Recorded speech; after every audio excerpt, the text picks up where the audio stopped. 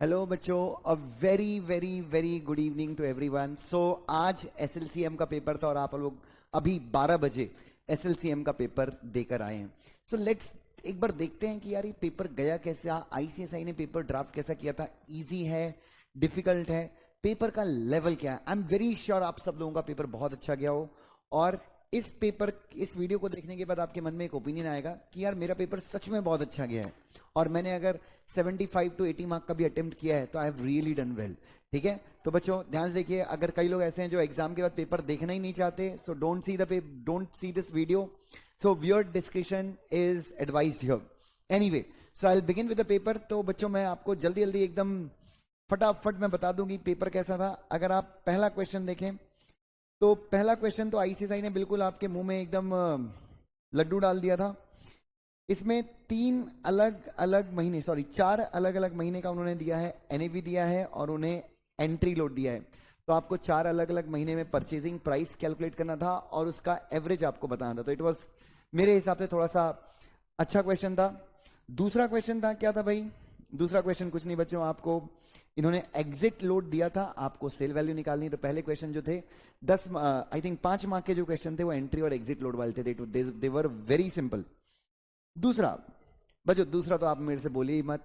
ICDR में कौन सी company IPO लेके आ सकती है बच्चों, उसके ऊपर का सेकंड क्वेश्चन था। सो आईसीडीआर के ऊपर दिस वाज द क्वेश्चन। चार इजी क्वेश्चंस हैं, सॉरी 5 इजी क्वेश्चंस हैं और यहाँ पे 5 मार्क आपको फोकट में दे दिए आईसीएसआई ने। उसने अपना नाम चेंज किया। तो बच्चों अगर एलिजिबिलिटी नॉर्म्स अगर आपने देखी हो, अगर मैं गलत नहीं हूं तो रेगुलेशन नंबर 6 और 7 if I am not mistaken. ठीक है, रेगुलेशन नंबर मुझे बराबर याद नहीं है। उसके बाद नेक्स्ट क्वेश्चन बच्चों, क्या नीचे लिखी हुई इंफॉर्मेशन प्राइस सेंसिटिव है? तो बच्चों ये तो आउट ऑफ कॉमन सेंस, मैं बोल रहा हूं लीगैलिटी में तो जाओ मत, आउट ऑफ कॉमन सेंस आपने ये आंसर दिया होगा। ये आंसर लिख सकते हैं, आरबीआई ने इंक्रीज 50-25 बेसिस पॉइंट से रेपो रेट बढ़ा दिया है बच्चों। सो क्या ये यूपीएसआई है बच्चों? मतलब क्या है ये? इतना इजी क्वेश्चन कैसे पूछ सकते हैं ये लोग? What is disinvestment? डिसइन्वेस्टमेंट का मतलब क्या होता है? तो ये रेगुलेशन 10 जो ऑटोमेटिक एग्जाम्शन है वहां पे इस बारे में बताया है। इफ यू कुड चेक, आपको वहां पे मिल जाएगा। और what are the automatic exemptions under, अच्छा disinvestment is basically selling off the stake. ठीक है, नाउ उसके बाद, और डिसइन्वेस्टमेंट गवर्नमेंट कंपनीज भी करती हैं but regulation 10 if you check तो आपको वहां पे आराम से मिल जाएगा। उसके बाद बच्चों आप टॉप 500 लिस्टेड कंपनी में है, नॉन एग्जीक्यूटिव चेयरमैन है, विमेन डायरेक्टर कौन होगा? कंपनी को वुमेन डायरेक्टर की जरूरत है, तो वुमेन डायरेक्टर तो आपको पता ही है बच्चों। ये तो आपने कंपनीज एक्ट 2013 के हिसाब से भी आप इसका आंसर कर सकते थे। क्या सी का अपॉइंटमेंट वैलिड है जिसका एज 70 साल का है? तो अगर 70 साल के ऊपर वाले, 70 साल या उसके ऊपर वाले को बनाते हो तो प्रोविजंस क्या है ये आपको चेक करना है। तो कंपनीज एक्ट में भी है, एलओडीआर में भी, अगर आपने कंपनीज एक्ट के हिसाब से भी लिखा हो तो उतनी प्रॉब्लम नहीं होगी, बट एलओडीआर के हिसाब से लिखा तो बेटर रहेगा। उसके बाद ये क्वेश्चन थोड़ा सा ट्रिकी था, ट्रिकी नहीं बहुत इजी था आइडियली। अगर ये दोनों एम और उसकी सिस्टर को आप पर्सन एक्टिंग इन कॉन्सर्ट मानते हो, दोनों का स्टेक हो जाता है 26%, तो ओपन ऑफर तो भाई इनको लाना ही पड़ेगा। तो आगे की चीजें आप देख सकते हैं। उसके बाद कंपनी डीलिस्टिंग हुई है और उसके बाद बताइए कि रीलिस्टिंग में कब जा सकती है। तो वॉलंटरी डीलिस्टिंग का पीरियड अलग है, कंपल्सरी डीलिस्टिंग का पीरियड अलग है। तो मेरे ख्याल से आपने यहाँ पे दोनों पीरियड लिखे होंगे, एक भी लिखा होगा तो भी कोई प्रॉब्लम नहीं है। उसके बाद कॉर्पोरेट एडवाइजर लिमिटेड एक लिस्टेड कंपनी है स्टॉक एक्सचेंज ने। ठीक है, अल्टीमेटली क्या देना है आपको? द स्टॉक एक्सचेंज आज certain information share holding pattern वगैरह जो कंपनी ने प्रोवाइड नहीं दी। Okay, what are the penalties? तो पेनल्टीज वगैरह जो है, penalties can be in form of fine as well. तो सिकरा के अंदर जो पेनल्टीज के प्रोविजन है ये आपको बताने थे। तो आपके नोट्स हो या आईसीएसआई की मॉड्यूल हो, वहां पे अलग से बताया गया है बच्चों। तो आपने लिखा होगा, I am very sure section 23 या उसके आसपास के सेक्शन हैं बच्चों। देन कंपनी ने डिविडेंड डिक्लेयर किया, ओके, बट कंपनी ने डिविडेंड पे नहीं किया। 1 जनवरी को डिविडेंड डिक्लेयर किया, 30 दिन के अंदर पे करना चाहिए बट पे नहीं किया। तो डेफिनेटली आप स्कोर पोर्टल, मैंने कल, और बच्चों ये वीडियो अगर आप देख रहे हैं तो कल रात की वीडियो भी देखिए जो सिक्योरिटीज के पेपर के ऊपर मैंने बनाई थी। मैंने कल बता दिया था कि कौन कौन से पेपर के ऊपर रात को फोकस करना है, इफ यू रिमेंबर। तो एक बार वो वीडियो भी चेक कीजिए कि क्या मेरा प्रेडिक्शन यहां पर सही हुआ है। उसके बाद तो, और इसमें स्कोर्स में अमेंडमेंट्स भी आए थे, तो वो दोनों प्रोविजंस को पढ़ के आई होप कि आपने आंसर लिख दिया हो। It was very easy question. उसके बाद क्या बोल रहे हैं भाई? कंपनी को बायबैक करना चाहिए। मैंने आपको कल का वीडियो अगर आपको याद है, मैंने बायबैक के बारे में कहा था। सो कंपनी के पास कितना है? 5 करोड़ की इक्विटी कैपिटल है, फ्री रिजर्व है 3 करोड़ के, डीआरआर है 2 करोड़ का, इससे अपने को कोई लेना देना नहीं है। Company you are required to examine the validity of the proposal. तो बोर्ड मीटिंग में बोर्ड रेजोल्यूशन पास करके कंपनी कितना बायबैक कर सकती है, जनरल मीटिंग में स्पेशल रेजोल्यूशन पास करके कितना बायबैक कर सकती है, अमाउंट कैलकुलेट करना है। I hope you would have done it. I think ये क्वेश्चन वैसे ही है क्योंकि मैंने तो ऊपर ऊपर से देखा है। ओके अच्छा, ईसॉप, क्या इंडिपेंडेंट डायरेक्टर ईसॉप के लिए एलिजिबल है? क्या डायरेक्टर, सेकेंड वाला, क्या डायरेक्टर होल टाइम या फिर पार्ट टाइम इंडिपेंडेंट ईसॉप के लिए एलिजिबल है? और अगर 10% के ऊपर कोई डायरेक्टर होल्ड करता है तो क्या हम उसको दे सकते हैं? ऐसे प्रोविजन आपने पढ़े होंगे share based employ benefit regulations में। तो बच्चों बहुत इजी क्वेश्चन था ये।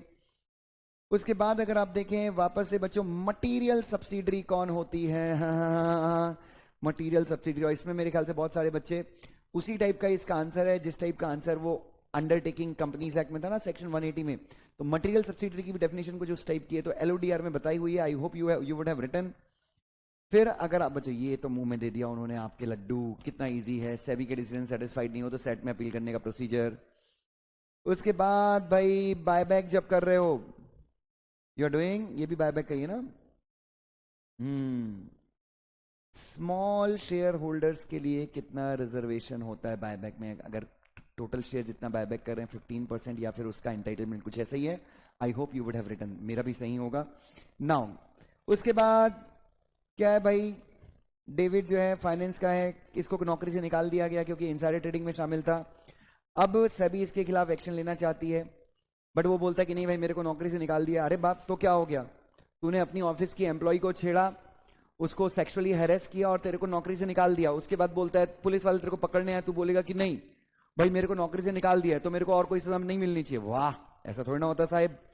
तो सेबी आपके खिलाफ क्या एक्शन ले सकती है? तो SEBI fraudulent trading, insider trading, manipulation के लिए सेबी एक्ट में भी प्रोविजन बताए गए हैं। तो आप, और सेबी के जो पीआईटी रेगुलेशन है वहां पे भी पेनल्टीज के प्रोविजन, तो आप वो लिख सकते थे यहाँ पर।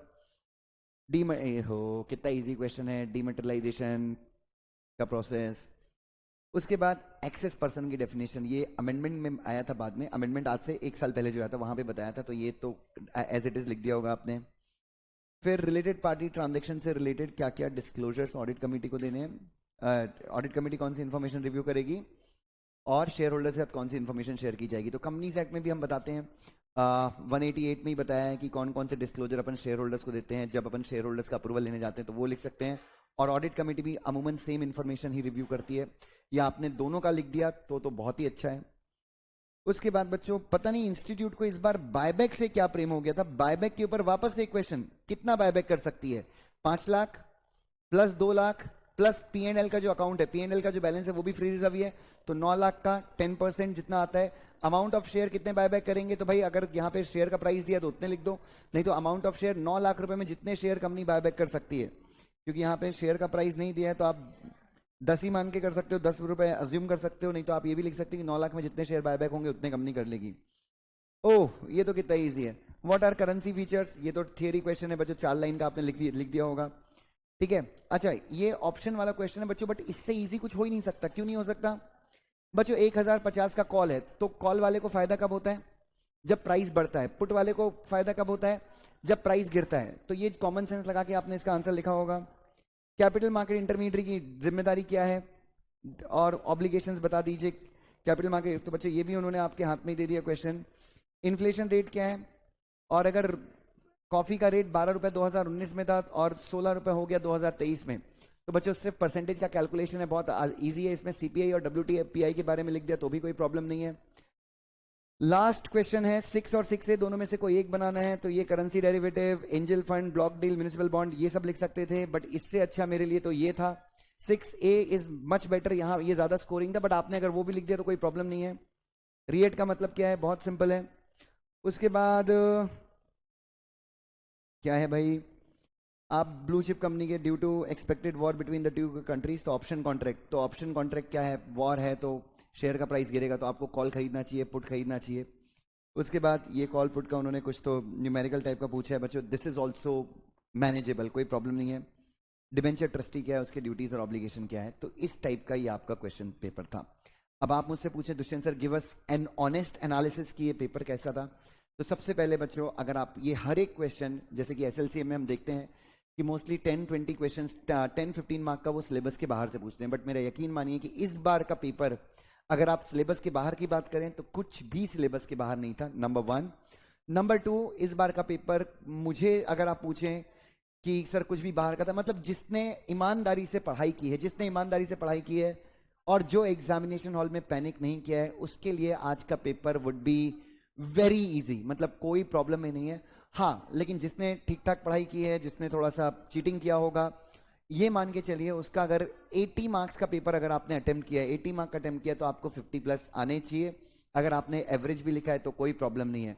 So paper was really nice from ICSI. मैं बधाई दूंगा कि ये स्टूडेंट फ्रेंडली पेपर था।